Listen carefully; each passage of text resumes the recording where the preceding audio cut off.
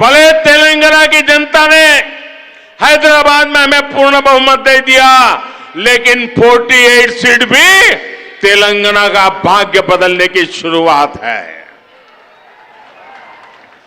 और मैंने उनसे हर प्रकार से मदद करने का इनकार कर दिया। उनको एनडीए में एंट्री देने से इनकार कर दिया। उसके बाद उनका दिमाग फटका। फिर तो वो भांति भांति से दूर भागने रहे। मैं भ्रष्टाचार के सवाल पूछने लगा, फिर एक बार दोबारा आए। वो मुझे कह रहे हैं कि मोदी जी मैंने बहुत काम कर लिया, अब मैं सारा कारोबार केटीआर को दे देना चाहता हूं। मैं एक बार केटीआर को भेजूंगा, आप जरा उसको आशीर्वाद दे देना। ये उन्होंने मुझे कहा। मैंने कहा केसीआर, ये लोकतंत्र है, तुम कौन होते हो बेटे को राजगादी दे? तुम राजा महाराजा हो क्या? क्या तुम राजा महाराजा हो क्या? अरे तेलंगाना की जनता तय करेगी किसको बिठाना है, किसको नहीं बिठाना है। बस वो दिन आखिरी था। उसके बाद एक बार भी वो मेरे से आंखें नहीं मिला पा रहे। मेरा परछाया भी देखने की हिम्मत नहीं बची उनकी। आप देखा, अभी मैं सरकारी कार्यक्रम करके आया, कोई भ्रष्टाचारी मेरे बगल में बैठ करके मेरा ताप सहन नहीं कर सकता है, इसलिए भाग रहे हैं। मेरे परिवारजनों, कांग्रेस ने अब एक नई बात शुरू की है। ये तो मैंने केसीआर का पुराण बताया।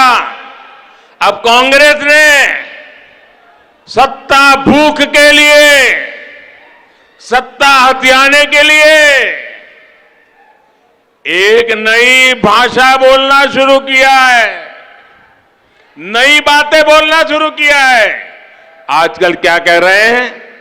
जितनी आबादी उतना हक। मैं जरा पूछना चाहता हूं कि जिन्होंने इनको वाक्य लिख करके दिया है, उसने सोचा है क्या? जब तुम कह रहे हो तो कांग्रेस की मूलभूत नीतियों पर ही सवाल खड़ा कर रहे हो। जब आप कहते हो जितनी आबादी उतना हक, इसका मतलब यह हुआ कि अब कांग्रेस घोषणा करे, क्या आप अल्पसंख्यकों के विरोधी है क्या? कांग्रेस स्पष्ट करे, आप दक्षिण भारत के विरोधी है क्या? मैं सिद्ध करता हूं, उनकी ये नई सोच दक्षिण भारत के साथ घोर अन्याय करने वाली सोच है। ये नई सोच माइनॉरिटी के पीठ में भी छुरा भोंकने वाली सोच है।